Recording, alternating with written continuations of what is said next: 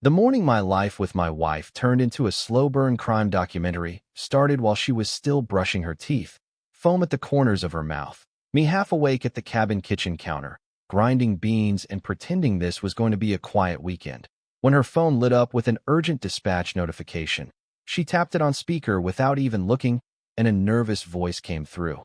"Ma'am, we've received a 911 report that a woman named Harper Lane is unlawfully occupying a residence in Maple Ridge Shores. The complainant is requesting immediate removal." My wife, Harper Lane, calmly turned her head toward me, toothbrush still in hand, eyes wide with that mix of disbelief and dark amusement only cops and parents know how to do, spat into the sink, and said, half laughing, half offended, "Apparently I'm illegally living in our own lake house." And in that moment the last bit of sleep left my brain, because I knew there was exactly one person in this community unhinged enough to weaponize 911 over porch coffee. Her name was Beverly Clarkson, self-crowned president of the Maple Ridge Lake Association, perfume like a chemical spill, white luxury SUV parked like a territorial flag, clipboard welded to her hand, the kind of woman who treated mulch depth like national security. And what she did not know, what made this whole thing deliciously doomed from the start, was that the woman she had just tried to evict with an emergency call ran the entire state law enforcement bureau. To understand how we got to that surreal phone call, you have to rewind 3 days, back to when Harper and I drove up to the cabin for the first real stretch of peace we'd had since her promotion, the truck loaded with groceries, tackle boxes, and the kind of exhausted hope only two overworked adults can pack. The lake air cool, the pines tall and quiet, the dock big enough for 2 chairs, and all the silence we'd been craving. Because when you're married to the head of state law enforcement, quiet becomes a rare, expensive luxury. We hadn't even carried the second bag of groceries inside when we heard tires crunching over gravel, looked up, and saw a white Lexus glide into our driveway like it was pulling into a loading zone it owned, doors swinging open to reveal Beverly, oversized sunglasses, pastel knit sweater in a color that screamed, "Approved by committee," clipboard clutched like a weapon, no hello, no welcome. She just stalked past us and started circling the cabin, scribbling notes like an appraiser who'd already decided we were a problem. "Hi there, can we help you?" Harper called, forcing a smile, hands still full of paper towels, but Beverly didn't bother to look up, only said, "We've had unauthorized activity on this parcel. Need to confirm your status. Are you renters?" And when Harper replied, "No, we own this place," Beverly finally raised her head, squinting like she'd caught us mid-crime, announced, "I'm HOA President Beverly Clarkson," as if I might kneel, then demanded to know why we hadn't filed a formal occupancy notice through the community portal. That portal was a broken WordPress fossil masquerading as infrastructure. The login crashed if you looked at it wrong. The calendar thought it was still 2018. Half the pages were called final_copy_really_final_3. Yet Beverly spoke of it like it was NASA mission control. And when Harper politely said no one had told us owners had to submit occupancy requests, Beverly clicked her pen with violent authority and delivered the line that would become the core of her obsession. "Regardless, I don't see your name on the ownership record." That was when everything clicked, because I'd bought the place under my LLC, cleaner for taxes, which meant the deed listed Noah Hartwell Holdings LLC, my little entity, not my wife. And to us it was just paperwork, but to Beverly, it was ammunition. She pulled out a warning slip printed in Comic Sans, no less, declaring that the unverified female occupant must vacate until residency could be confirmed. And Harper took one glance, handed it back, and said, calmly, "No thanks, I don't take orders from you." Which was the exact second this stopped being an awkward neighbor encounter and became a low-level war. The next 48 hours were like watching a petty dictator warm up. The yard debris citation, 3 pine cones on the ground. I counted them. The excessive porch occupancy notice, which was literally just Harper drinking coffee on the swing. Then the masterpiece, a formal complaint taped to our mailbox, accusing the unidentified female of unauthorized cohabitation and giving her 48 hours to leave or face removal via local enforcement. And when Harper read that out loud in her flat, deadpan cop voice and said, "She's going to push until she feels powerful," I knew something ugly was coming. I just didn't realize how far Beverly would climb. or how hard she'd eventually fall. By the time that 911 dispatch came through on Harper's phone, toothpaste still foaming, she wasn't shocked, just irritated, the way a surgeon looks at a chart that says WebMD self-diagnosis. The officers who rolled up our dirt road a few minutes later looked about as convinced as I felt, headlights flickering through the trees like confused fireflies, two patrol cars stopping in front of what was supposedly a trespass in progress, when what they actually found was my wife in pajamas, flipping eggs in a skillet. They approached like they were expecting a raccoon, not a home invader, one reading from a notepad he clearly didn't believe. "Ma'am, we received a report that you refused to vacate when informed you're not authorized to be here." And Harper, soft-spoken but sharp as glass, walked them through everything. Our marriage certificate on her phone, the LLC papers listing her as co-executive of Noah Hartwell Holdings LLC, the security footage of Beverly creeping around the cabin with a tape measure, and a camera like she was auditioning for a very sad spy movie. Then came the moment that flipped the power dynamic so hard you could almost hear the crack. The younger officer squinted at her ID, swallowed, and asked, "Just to confirm, your name is Harper Lane, as in Director Lane?" And when she gave that tiny nod, the one that says yes, I outrank this entire situation. Both officers straightened so fast their vertebrae probably popped. Hats off.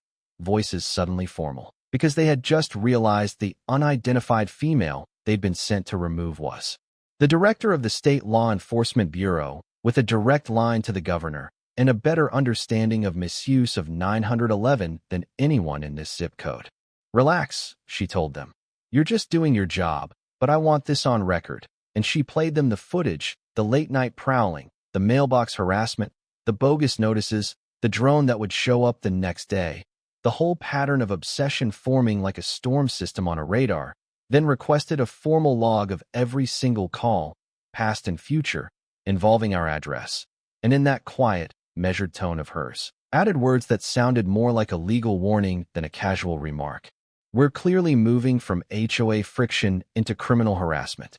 The Maple Ridge Lake Association Board tried to play neutral, of course, and by neutral, I mean cowardly, sending us an email from the treasurer, Martin Hale, about a special session to review possible violations, as if Harper were the one misusing power, not the president who kept taping lipstick-marked threats to our door. So Harper walked into that beige little clubhouse, the one that looks like a dentist's office converted into a gossip bunker, and calmly introduced herself, not with her title first, but with the facts, the marriage, the LLC, the 911 call, the video evidence, the whole ugly pattern, only dropping her role at the bureau once Beverly accused her of mocking HOA authority. "Authority comes from law, Ms. Clarkson," she said quietly, "not from clipboards." And the silence that followed was the kind you can feel in your teeth. The board froze, too scared of Beverly to vote against her, too scared of Harper's evidence to support her. So they did what weak people always do: postponed, asked for more documentation, which we both knew was code for "We'll pretend not to see this until someone bigger than us forces our hand." While they stalled, Beverly escalated. Anonymous complaint to our insurance carrier claiming the cabin was an illegal rental. County zoning pinging us about a noise-related septic concern. Paperwork bombs landing in our inbox like shrapnel. And then one night we came back from dinner to find the front door just barely ajar. Nothing stolen, nothing broken, just a family photo face down. The drawer with Harper's off-duty badge tugged open. A coat deliberately thrown over a chair, not vandalism. A message, a proof of access, and Harper's voice dropped into that cold, procedural register when she said to her phone, "Activate incident report," code red, "Intrusion with civil escalation suspected." The next morning brought the drone, a little black quadcopter humming outside our second-floor window, red light blinking like a mechanical eye, hovering, watching, baiting, and when I yanked the curtains open, it tilted toward me like it recognized my face. Harper barely glanced up from her laptop. "She's not documenting us. She's trying to provoke us," she said. "If she gets footage of me angry, she'll spin it as aggression." Then calmly forwarded the break-in footage to oversight agencies and opened a formal investigation into unauthorized use of emergency HOA master keys. Keys Beverly was supposed to safeguard, not use like skeleton keys to our lives. It didn't take long for real power to arrive. not the HOA kind, but the kind with state seals on the doors, 2 black SUVs from the Public Integrity Division, crisp suits, careful questions, the kind of people who don't show up for petty neighbor drama, only for patterns of abuse, false filings, and misused authority. And when they told Harper they were opening a formal inquiry into Beverly Clarkson's conduct as community leader, I watched my wife exhale, not in victory, but in relief, like she'd finally handed the heaviest piece of this puzzle to someone else. The fallout spread faster than any gossip Beverly had ever weaponized. Panicked emails from board members promising they never fully supported her, swearing they'd cooperate completely, while Beverly fired off a deranged emergency injunction request directly to Judge Rowan Ellis, asking the court to remove Harper as a potentially unstable non-resident from the neighborhood. And Judge Ellis, who'd known Harper for years, called her personally to say, "This reads like a term paper written by someone who binge-watched legal dramas. I'm rejecting it. But she's not just petty now, she's dangerous." By the time Beverly was formally suspended from the Maple Ridge Lake Association, a notice taped to her door, an emergency board meeting held without her, things should have felt finished. But abuse doesn't end just because you pull the title off the door. It seeps sideways, and you see it in the packages that started appearing at our mailbox. No postmark, our address scribbled in angry red ink, bird feeder, hose nozzle, broken wind chime, all unsettling, but meaningless, until package number 10, the cheap notebooks stuffed with fabricated accusations, fake spreadsheets, bogus evidence of financial crimes, and a final line that said, "You're not the only target." The knock that followed was our neighbor, Ethan Cole, the quiet accountant 2 houses down, shaking so hard the paper in his hand rattled, saying, "She sent this to my clients." And Harper read the anonymous email accusing him of embezzlement, saw the same sloppy fear tactics, the same attempt to isolate and smear, called the state cyber unit while he stood there, pale and trembling, realizing this wasn't just about us anymore. It was a contagion. That was the night Harper decided to stop playing defense. She called a gathering at the old dock, not an HOA meeting, no titles, no agendas, just neighbors with folding chairs and thermoses, and laid everything out, every drone, every fake complaint, every misuse of keys and 911 calls in county systems, every lie that had been used as a weapon, not just against us, but against others. And when she said, "This community doesn't need enforcers, it needs guardians, people who look out for one another instead of policing one another," you could feel the entire shoreline shift. The petition to dismantle the existing board structure and rebuild it with oversight, term limits, and real transparency flew through the neighborhood, 70 signatures in a day, the vote passing by a landslide. Every board member but Martin Hale resigning on the spot, a new charter committee forming that same night. And when they begged Harper to chair it, she shook her head and said, "I'm not here to rule you. I'm here to make sure no one like her ever does again." For a moment, it felt like closure. Until the morning we found the thin white envelope in our mailbox, no stamp, same angry red handwriting. Inside a single line, "I never left." And by the time Harper sat down at her desk and pulled up the state filings, my stomach already knew what she was going to find. A brand new homeowners group, 9-home development 20 minutes away, registered under C.R. Keen, agent of record, which was just Karen Cassandra Pinebrook in another life. But in our universe, it was Beverly Clarkson rearranging her name, trying to build a new throne on fresh concrete. When Harper saw that filing for the new tiny development, Cedar Hollow Enclave, registered agent Cassandra R. Keen, she didn't slam the laptop or curse. She just stared at the screen, the way you look at a familiar infection in a different limb, and said, very quietly, "She's not trying to move on. She's trying to start over somewhere they don't know her yet." Then clicked her pen once. The sound I've learned means she's done reacting and ready to strategize. We drove out there at sunset, the road curling along a ridge until it opened onto a half-finished cul-de-sac, skeletons of houses, fresh driveways, lumber stacked under the fading light. And there in the middle of all that raw construction stood Beverly, or Cassandra, white blouse, tight bun, clipboard gleaming, barking orders at exhausted contractors like she'd already been coronated. And when she finally noticed our truck, her whole body went stiff, jaw clenched, fingers tightening around that clipboard like it was a shield. Then she whipped around and pretended to study blueprints. as if not looking at us could erase everything she'd done. We didn't confront her. Harper didn't need a dramatic showdown in the mud. She needed something she believed in more than speeches: the system. So that night she filed for a fraud review injunction tied to neighborhood governance, not to destroy Cedar Hollow Enclave, not to punish people who'd bought there in good faith, but to flag the application under the statewide misconduct statutes now attached to Beverly's name, her aliases, and any cute little rearranged version of them she tried to use. The Public Integrity Division cross-checked the data, matched her suspended leadership at Maple Ridge Shores to her new filings, and soon a statewide advisory went out. Anyone found guilty of abuse in HOA or community governance would be automatically flagged on any future leadership applications, including those under alternate names, and just like that, Beverly's new kingdom froze mid-construction, funding paused, leadership authority suspended pending review. The invisible net Harper had been quietly knitting for months, finally tightening where it needed to. Back home, life at Maple Ridge Shores slowly shifted into something that almost resembled what we'd wanted at the beginning. Kids on bikes instead of whispers, Ethan Cole baking bread instead of shaking through phone calls, Martin Hale poring over actual financials instead of HOA rumor spreadsheets, and Harper sitting at the kitchen table helping draft new bylaws that banned secret master keys, restricted surveillance, required multiple signatures for inspections, and spelled out real penalties for anyone who tried to turn neighborhood rules into personal weapons. She refused every official role, stayed in the background, advising, reviewing, reminding everyone that the point wasn't to replace one petty tyrant with another, but to build something so transparent no tyrant could grow there again. And for a while, it worked. Our mornings were coffee and birdsong, not emails and citations.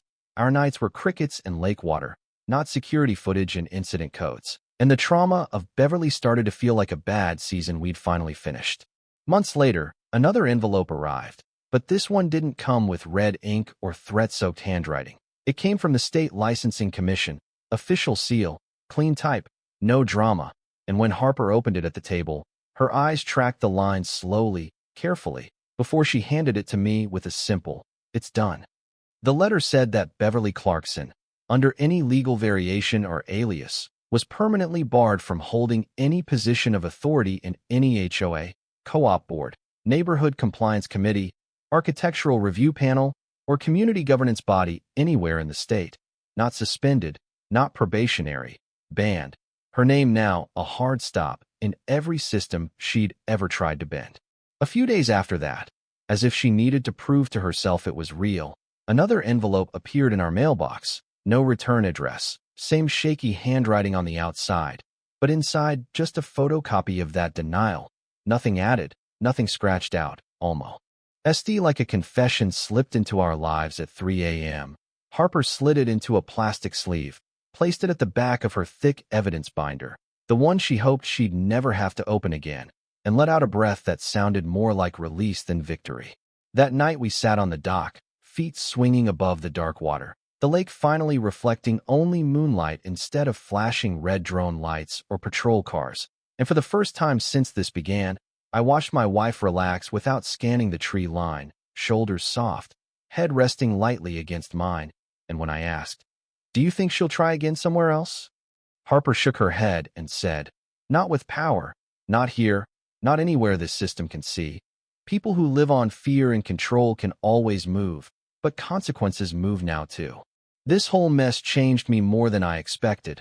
I used to think strength was loud, that it stomped and shouted and brandished titles, that it looked like Beverly with her clipboards and citations and trembling neighbors. But watching Harper work, quiet, relentless, patient even when she was exhausted and hurt, I realized real strength is the person who stays calm while someone screams in their face, who files the report instead of the rant, who keeps showing up to fix the cracks even when they didn't cause them. In the end, Beverly didn't lose because my wife outranked her. She lost because every lie, every misuse of procedure, every time she chose fear over fairness, stacked up into a mountain she could no longer climb. And when that final letter barred her from power, it wasn't revenge, it was the universe finally agreeing with what Harper had been saying all along.